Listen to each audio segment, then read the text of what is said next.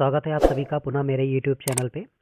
आज मैं आपके लिए पर्यावरण की विशेष प्रश्नों की श्रृंखला लेकर आया हूँ। ये प्रश्न श्रृंखला आपको यूपी टेट, एसटेट, यूपी लेखपाल, यूपी पीसीएस और उत्तर प्रदेश की अन्य प्रतियोगी परीक्षाओं के लिए बहुत ही इम्पोर्टेंट है। आइए शुरू करते हैं अपनी प्रश्न श्रृंखला।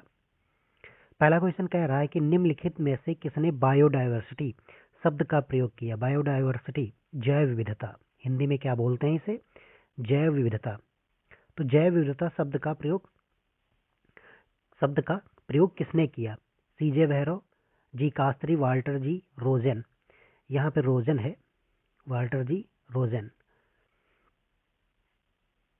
या डी आर बैटरी। तो राइट आंसर जो होगा वो ऑप्शन सी होगा, वाल्टर जी रोजेन ने किया था। देखिए जैव विविधता होती क्या है। जैव विविधता से तात्पर्य विभिन्न प्रकार के जीवों की बहुलता से है। विभिन्न प्रकार के जीवों की बहुलता से है जो किसी भौगोलिक क्षेत्र में एक साथ पाए जाते हैं। तो यहाँ पे एक साथ कई प्रकार के विभिन्न जीव जंतु पाए जाते हैं। इसमें वनस्पतियां भी होती हैं और जंतुओं की समस्त प्रजातियां ठीक है, समाहित किया जाता है। तो जैव विविधता से तात्पर्य किसी भिन्न भिन्न प्रकार के जीवों की बहुलता से है जो किसी भौगोलिक क्षेत्र में एक साथ पाए जाते हैं। इसमें वनस्पतियां एवं जंतुओं की समस्त प्रजातियों को समाहित किया जाता है।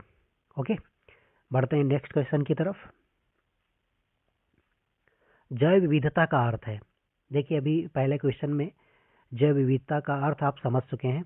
तो देखिए पहला ऑप्शन क्या कह रहे हैं, विभिन्न प्रकार के पादप एवं वनस्पति, विभिन्न प्रकार के जंतु, एक निर्धारित क्षेत्र में विभिन्न प्रकार के पादप एवं जंतु, विभिन्न प्रकार के विदेशी आगत पादप एवं जंतु।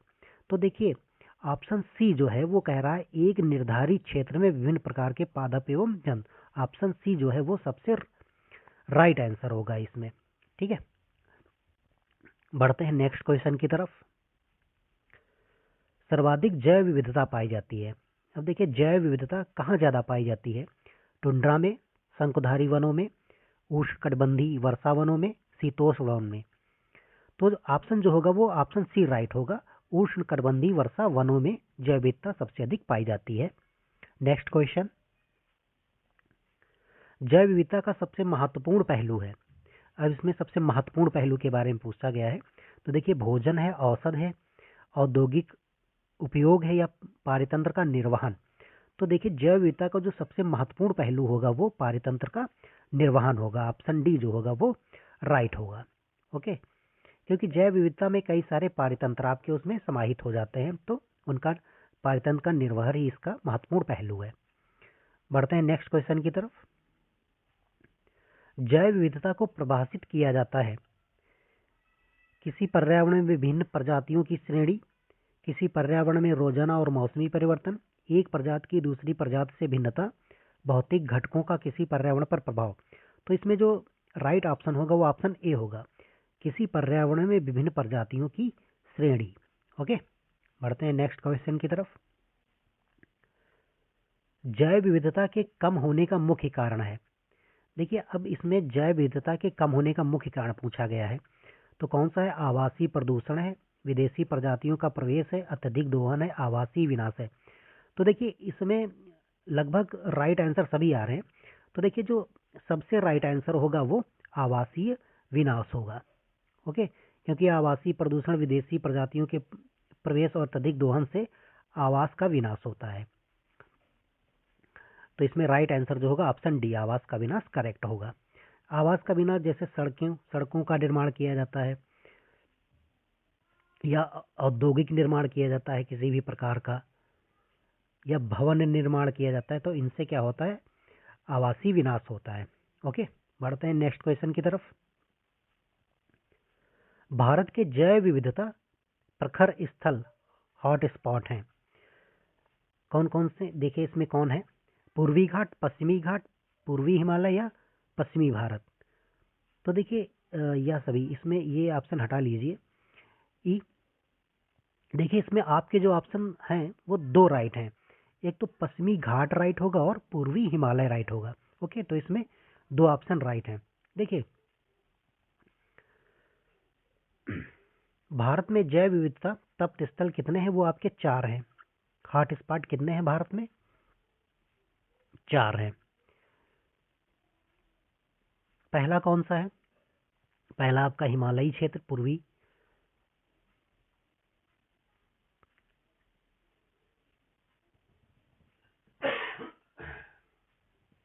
दूसरा जो है वो आपका उत्तरी पूर्वी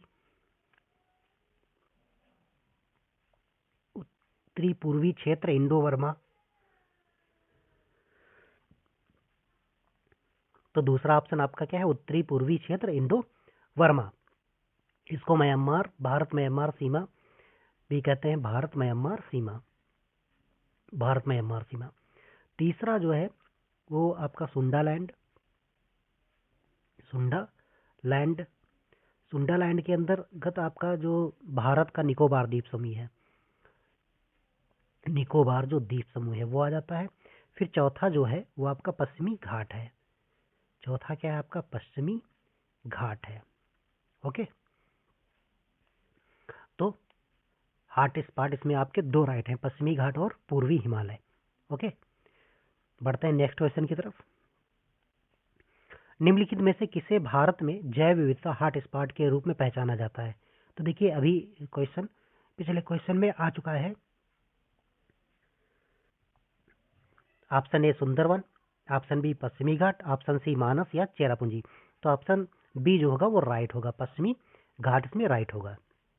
बढ़ते हैं नेक्स्ट क्वेश्चन की तरफ। टुमारोज बायोडायवर्सिटी पुस्तक के लेखक या लेखिका हैं? तो कौन है? वंदना शिवा, वीके शर्मा, एम.एस. स्वामीनाथन, मेघा पाटकर। तो देखिए, इसमें राइट ऑप्शन जो होगा वंदना शिवा है, टुमारोज बायोडायवर्सिटी। ठीक है, बढ़ते हैं नेक्स्ट क्वेश्चन की तरफ। कह रहा है निम्नलिखित में से कौन से भौगोलिक क्षेत्र में जैव विविधता के लिए संकट हो सकते हैं? देखिए, वैश्विक तापन, आवास का विखंडन, विदेशी जाति का संक्रमण, शाकाहार को प्रोत्साहन।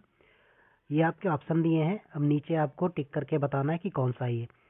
केवल 1 और 2, 1 और 2 वैश्विक तापन और आवास का विखंडन, 2 और 3 विदेशी जाति का संक्रमण, शाकाहार को प्रोत्साहन, 1 और 4 वैश्विक तापन और चौथा कौन सा है? शाकाहार को प्रोत्साहन। फिर 1 2 3 4 मतलब सभी। तो इसमें ऑप्शन जो राइट होगा वो डी होगा, सभी होगा। ओके, बढ़ते हैं नेक्स्ट क्वेश्चन की तरफ। नेक्स्ट क्वेश्चन आपका है जैव विविधता दिवस कब मनाया जाता है? 22 मई, 27 जून, 28 फरवरी या 30 फरवरी। राइट आंसर जो है वो 22 मई होगा। ऑप्शन ए जो है वो राइट है, 22 मई को जैव विविधता दिवस मनाया जाता है। चलते हैं नेक्स्ट क्वेश्चन की तरफ। कह रहे भारत में जैव विविधता की दृष्टि से धनी स्थान है? पश्चिमी घाट, पूर्वी घाट, थार रेगिस्तान, बंगाल की खाड़ी। तो ऑप्शन ए जो है वो राइट है, पश्चिमी घाट जो है वो जैव विविधता की दृष्टि से धनी स्थान है। नेक्स्ट क्वेश्चन की तरफ चलते हैं। नेक्स्ट क्वेश्चन कह रहा है आपका निम्नलिखित पर्यावरणविदों में से किसने तप्त स्थल की संकल्पना को सर्वप्रथम प्रतिपादित किया? Hot spot, hot spot. तो देखिए, गेलोट नेल्सन है, नॉर्मन मेयर्स हैं, जॉन मूर हैं, जूलिया बटरफ्लाई है। तो ऑप्शन जो है वो नॉर्मन मेयर्स ने संकल्पना को, तप्त स्थल की संकल्पना को सर्वप्रथम प्रतिपादित किया था। देखिए, तप्त स्थल हॉट स्पॉट है क्या? कि जहां स्थानीय एवं वैश्विक दृष्टि से, स्थानीय एवं वैश्विक दृष्टि से जातियों की समृद्धता हो, जातियों की क्या हो? समृद्धता हो, मतलब बहुत सी जातियां हो वहां पे, लेकिन इनके आवास पर खतरा मंडरा रहा है। आवास पर इनके क्या मंडरा रहा है? खतरा। आवास पर इनके खतरा मंडरा रहा है, अर्थात आवास जो है वो विलुप्त होने की कगार पर है। ठीक है, किसकी कगार पर है? विलुप्त होने की कगार पर है या संकट बना हुआ है। तो ऐसे स्थानों को हम क्या कहते हैं? हॉट स्पॉट या तप्त स्थल कहते हैं, कि जहां स्थानीय एवं वैश्विक दृष्टि से जातियों की समृद्धता हो, लेकिन उनके आवास पर क्या हो? खतरा मंडरा रहा हो या वो विलुप्त होने की स्थिति में हो। ठीक है, इन्हें हम तप्त स्थल कहते हैं, हॉट स्पॉट कहते हैं। बढ़ते हैं नेक्स्ट क्वेश्चन की तरफ। नेक्स्ट क्वेश्चन आपका कह रहा है कि जैव मंडल रिजर्व क्षेत्र का क्या अर्थ है? जंगली जीव जंतुओं एवं वनस्पतियों का संरक्षण, अनुसंधान द्वारा वन उत्पादों का विकास, अनुसंधान द्वारा कृषि से संबंधित उत्पादों का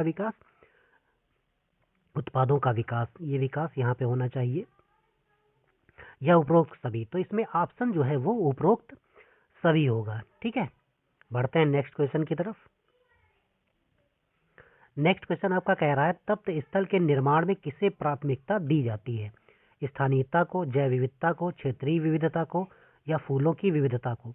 तो देखिए, तप्त स्थल हॉट स्पॉट के निर्माण में किसे प्राथमिकता देते हैं? तो वो स्थानीयता को देते हैं, किसी स्थान को देते हैं। ठीक है, स्थान में ही जैव विविधता होती है ना, एक निश्चित स्थान में। ठीक है, वह स्थान, अभी मैंने आपको तप्त स्थल की परिभाषा में बताया था कि वह स्थानीय जहाँ पे वैश्विक दर से जातियों की समृद्धता होती है, लेकिन इनके आवास पर क्या होता है? खतरा मंडरा रहा होता है। तो स्थानीयता को प्राथमिकता दी जाती है। बढ़ते हैं नेक्स्ट क्वेश्चन की तरफ। रेड डाटा बुक में किसका विवरण दिया गया है? देखिए, केवल विलुप्त जीव जंतु, या संकटापन्न पादप और जीव जंतु, जीवाश्म पादप, केवल संकटापन्न पादप। तो देखिए, ऑप्शन बी जो है इसमें राइट होगा, संकटापन्न पादप और जीव जंतु। देखिए, रेड डाटा बुक है क्या? देखिए, रेड डाटा बुक का प्रकाशन जो है वो IUCN करता है। कौन करता है? IUCN। IUCN का फुल फॉर्म क्या है? International union for conservation of nature. ठीक, तो ये IUCN का फुल फॉर्म है। और ये इसका गठन, IUCN का गठन कब हुआ था? ये 1948 में हुआ था, 1948 में हुआ था। और इसके क्या मुख्यालय, इसका जो मुख्यालय आपसे पूछा जाए तो इसका मुख्यालय आपका कहाँ है? इसका मुख्यालय स्विट्जरलैंड में है। कहाँ पे है? स्विट्जरलैंड में है। ओके, तो क्या है कि रेड डाटा बुक क्या है कि रेड डाटा बुक का प्रकाशन IUCN के द्वारा किया जाता है। इसकी स्थापना सन 1964 में की गई थी। इसके तहत उन प्रजातियों को रखा गया है जिन पर विलुप्त होने का खतरा मंडरा रहा है। ठीक है, किन जातियों को रखा गया है? कि प्रजातियों को जिन पर विलुप्त होने का खतरा मंडरा रहा है। विलुप्त होनी प्रजातियों का सूची रेड डाटा बुक में भी होती है। ठीक है, तो विलुप्त होने वाली जो प्रजातियां हैं उनकी सूची जो है वो रेड डाटा बुक जारी करता है। ओके, बढ़ते हैं नेक्स्ट क्वेश्चन की तरफ। बायोटेक्नोलॉजी पार्क अब स्थित है लखनऊ में, आगरा में, वाराणसी में, उपयुक्त में से कोई नहीं। तो ये कहाँ पे है? आगरा में स्थित है। ऑप्शन आगरा में, सॉरी, लखनऊ में। तो बायोटेक्नोलॉजी पार्क जो है वो कहाँ स्थित है? लखनऊ में स्थित है। ऑप्शन ए जो है वो राइट होगा। बढ़ते हैं नेक्स्ट क्वेश्चन की तरफ। साइलेंट वैली परियोजना निम्नलिखित में से किस राज्य से संबंधित है? उत्तराखंड से संबंधित है, केरल, हिमाचल प्रदेश, या तमिलनाडु? तो ऑप्शन बी जो है वो राइट है। साइलेंट वैली परियोजना जो है वो केरल राज्य से संबंधित है। बढ़ते हैं नेक्स्ट क्वेश्चन की तरफ। नेक्स्ट क्वेश्चन आपका कह रहा है कि 16 घास स्थल कहाँ पाए जाते हैं? पश्चिमी घाट, पूर्वी घाट, हिमालय, या विंध्याचल? तो ये पश्चिमी घाट में पाए जाते हैं 16 घास स्थल। देखिए, 16 जो है भारत के पश्चिमी घाट में 1800 मीटर ऊंचे से 1800 मीटर के मैदानों पर ये उगने वाला एक पौधा है। ठीक है, इसमें जो है नीले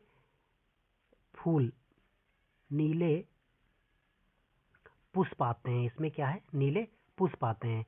और ये नीले पुष्प जो है पूरे नीलगिरी पहाड़ी पर फैले रहते हैं। ठीक है, ये घास 16 घास जो है ये पूरे नीलगिरी पहाड़ियों पर फैली रहती है और इसमें नीले पुष्प आते हैं। इसीलिए इस नीलगिरी पहाड़ी को या पर्वत को नीलगिरी पर्वत कहा जाता है। ठीक है, ओके, क्योंकि नीले पुष्पों की वजह से इसका नाम नीलगिरी पर्वत कहा जाता है। बढ़ते हैं नेक्स्ट क्वेश्चन की तरफ। जैव विविधता को अधिकतम संकट है प्राकृतिक निवास एवं वनस्पतियों के विनाश से, अनुपयुक्त कृषि क्रियाओं से, जलवायु परिवर्तन से या जल प्रदूषण से। तो देखिए प्राकृतिक निवास एवं वनस्पतियों के विनाश से, इसमें ऑप्शन जो होगा, ऑप्शन ए जो होगा वो राइट होगा। ठीक है, प्राकृतिक निवास एवं वनस्पतियों के विनाश से जैव विविधता को अधिकतम संकट होता है। ये श्रृंखला हमारी यहीं पे समाप्त होती है। मिलते हैं हम सभी लोग नेक्स्ट श्रृंखला में। तब तक के लिए जय हिंद, धन्यवाद।